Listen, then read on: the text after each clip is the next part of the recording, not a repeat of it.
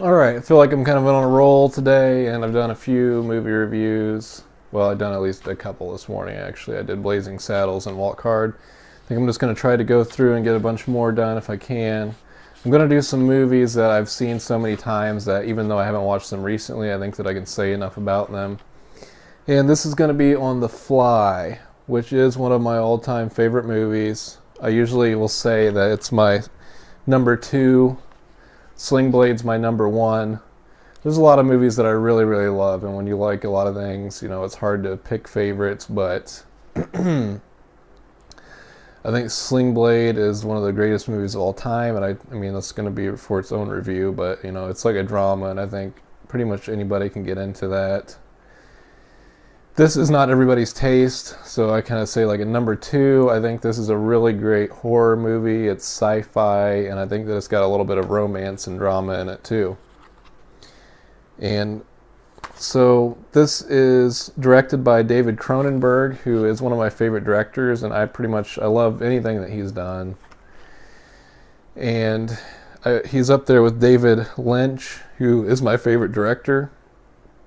David Lynch didn't direct Sling Blade, even though I say Sling Blade's my favorite number one movie. That's directed by Billy Bob Thornton, but anything that David Lynch done is like my favorite. But those movies are so obscure and stuff that everybody's not going to get into that. So that's kind of why I've picked personally that Sling Blade is my number one, because I feel like that's a movie that everybody should like. I think that a lot of people should like The Fly, but if they're not into horror and they're not, they don't like disgusting stuff like that, I mean, I think overall it's kind of like a great drama. Let me read the back of it. This is the movie where a famous quote comes from: "Be afraid, be very afraid." It says, a chilling contemporary remake. So this is a remake of an older movie called The Fly. This movie, I think, was made in, 86 or something? That was the year before I was born. I don't know how old the original Fly is, but I haven't watched that and don't really care about that one. Usually not a huge fan of remakes, but I've never even seen the original, and I don't think that it even stands up to this. And there's also a sequel, maybe a couple sequels to this that don't stand up to it either. So this is the only one you want to watch, is the David Cronenberg, The Fly. And they're talking about possibly remaking this now, which I think is completely idiotic. I don't like that idea at all, but can't stop it. They're going to do it, and maybe it'll be okay, but I still don't really care. I'm going to prefer this probably no matter what. So I'm going to be biased, and this is directed by David Cronenberg. But it's a contemporary remake of an all-time horror classic.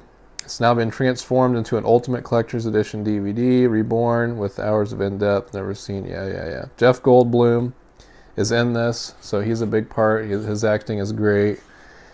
Jeff Goldblum stars as an overly ambitious scientist who accidentally merges with a housefly while conducting a bizarre teleporting experiment. Now his journalist girlfriend, Geena Davis, suddenly finds herself caring for a hideous creature whose insect half gradually begins to take over. I'm pretty sure that Geena Davis is in Beetlejuice, and she's also in Heathers, I think. Or is that Winona Ryder? What am I thinking of? I don't know. I think that Geena Davis was in Beetlejuice, but I don't know. Anyway, she's the one that says, "Be afraid, be very afraid." Jeff Goldblum's the main actor. All the actors in here are great. The music's great and everything. But what really blows my mind and what makes me really love this is the creature effects, the practical effects of the transformation.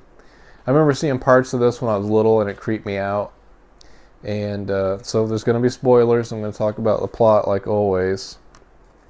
And so basically, Jeff Goldblum he's a scientist. He plays a scientist in a lot of movies. A lot of people might know him for Jurassic Park, because he's in that. He's always plays like an intelligent guy, like really nerdy or whatever. He's great at that. He's great at everything. He's good at being serious. He's good at comedy. He was in Thor Ragnarok, the third Thor movie. I saw that in theaters, and he's in there, and he's great. He's funny in that one. But anyway, he plays a scientist, he has these like teleportation pods where you get in one pod and you teleport to the other one, and basically it breaks down all your molecules and then it brings them all back together in the other pod. Well, he tries it with an animal, I think, unsuccessfully one time. He does it with a monkey or something, and I think he puts the monkey in one pod, and then when it gets to the other pod, like all the molecules are like rearranged wrong, so it's just like a deformed like mutant, and it just basically just dies or whatever. Anyways, he gets to the point where he wants to try it on himself, and this Geena Davis, a journalist, okay, his girlfriend, he wants to let her in on this new scientific advance that's, it's going to advance society. It's going to be so great that, we won't need trains and airplanes. We can just teleport from one place to the other. It's going to change everything, this new technology. Well, he gets to the point where he wants to try to teleport himself into the pod from one to the other. And the housefly gets in there with him. And so it mixes their DNA together. And so when he comes through on the teleportation device, he comes through like normal. Like, he thinks, it worked, That's great. But he starts noticing changes over time. And at first the changes are good. Like he's stronger. He can do things that he normally wouldn't do. I think he has like a heightened sex drive with his girlfriend.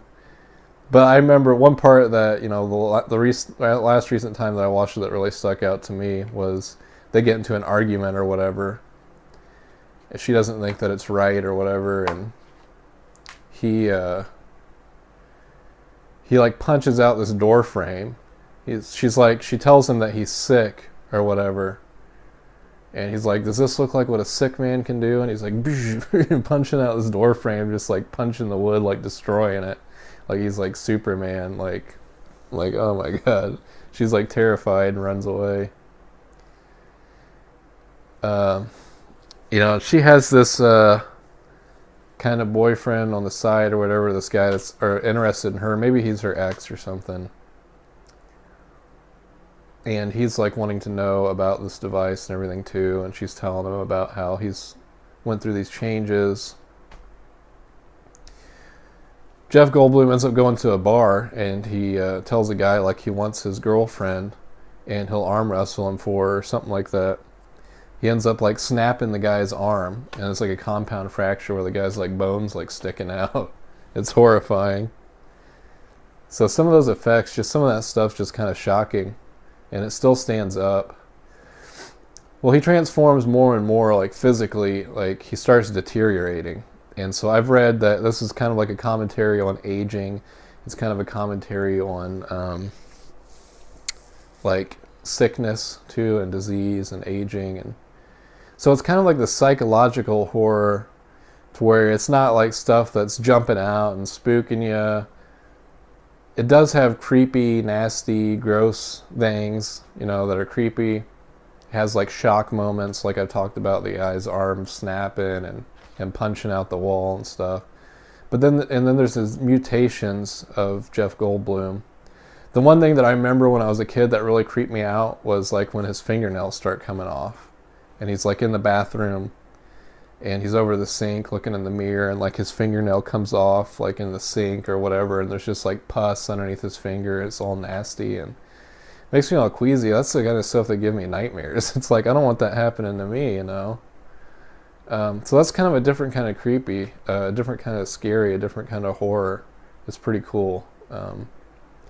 So like I said, it's got horror, it's got sci-fi because it's dealing with the technology and everything, and it's got romance because of the relationship between him and his girlfriend. And, she's like the only one that's in his life still.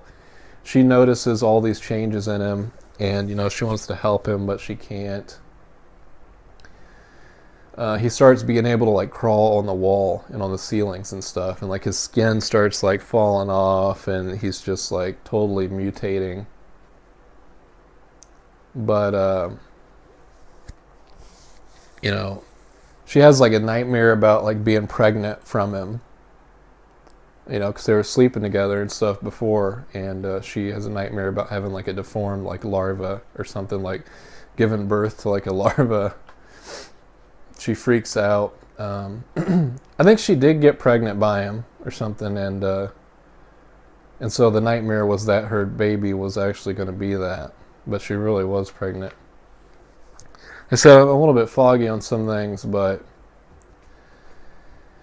there's one line in the movie that I thought was pretty emotional, pretty powerful, where after he's transformed more and stuff, he's already looking grotesque and everything, and she comes to visit him, and he said, he says something like he thought about being a politician, but he's like, insects don't have politics or something. And then he said, like, I'm just a man, or like, he's like, I'm a insect who like dreamt of being a man, like dreamt of being in love or something like that. So I don't know, it's pretty emotional and powerful, like that, you know, he's just admitting basically that he's changing, he can't control these changes, and he's going to be a monster, and he, you know, he's going to like kill whoever is around, and like all of his past, like his life and his progress and his relationship and everything is like gone at this point. There's no going back and, you know, saving anything. So like all hope is lost for him basically.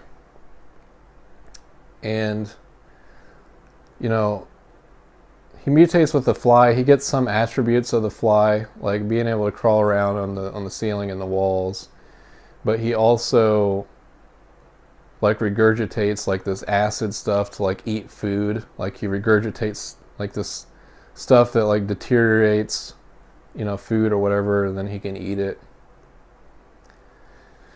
He ends up transforming more and more, and then this journalist and her other guy friend end up coming after him. Well, he wants, he doesn't want her to leave, and he wants her to have the baby.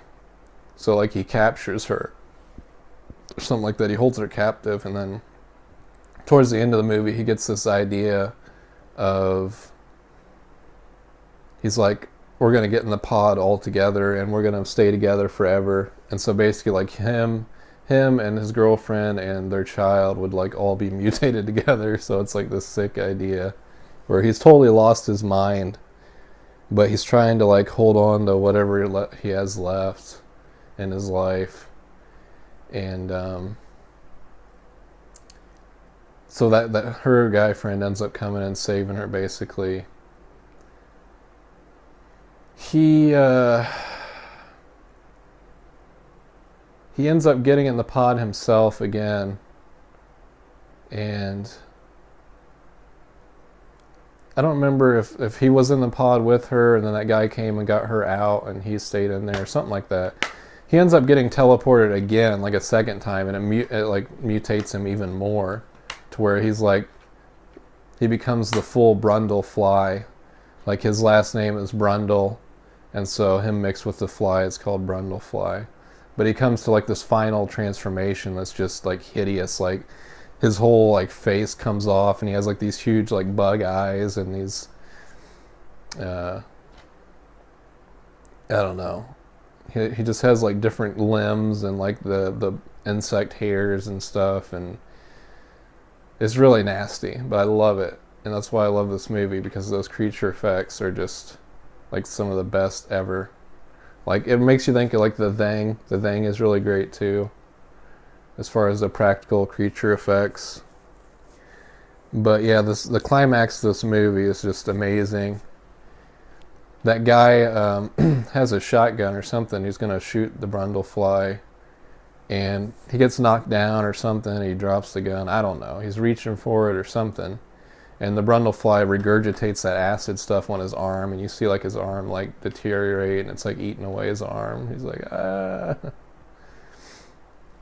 Well, they end up killing him, basically. I don't remember what all happens, which is kind of terrible. But, you know, the whole point is this movie is amazing. I love this movie. I couldn't say enough good about this movie. I really wish they wouldn't remake it. It doesn't matter either way, but yeah, if you're into sci-fi, if you're into horror, drama, it all mixes it together. I'd say it's one of the greatest. It's well, it's in its own category. I wouldn't say it's the greatest horror of all time because I would say that goes to The Exorcist. So personally, my favorite horror of all time is The Exorcist. But this is just an awesome movie. It really is kind of like in its own category. Like I said, it just mixes so many things into a great movie that, it's all on its own. So I'll end this there. If you haven't seen it, check out The Fly. I definitely would recommend that. Thank you. God bless.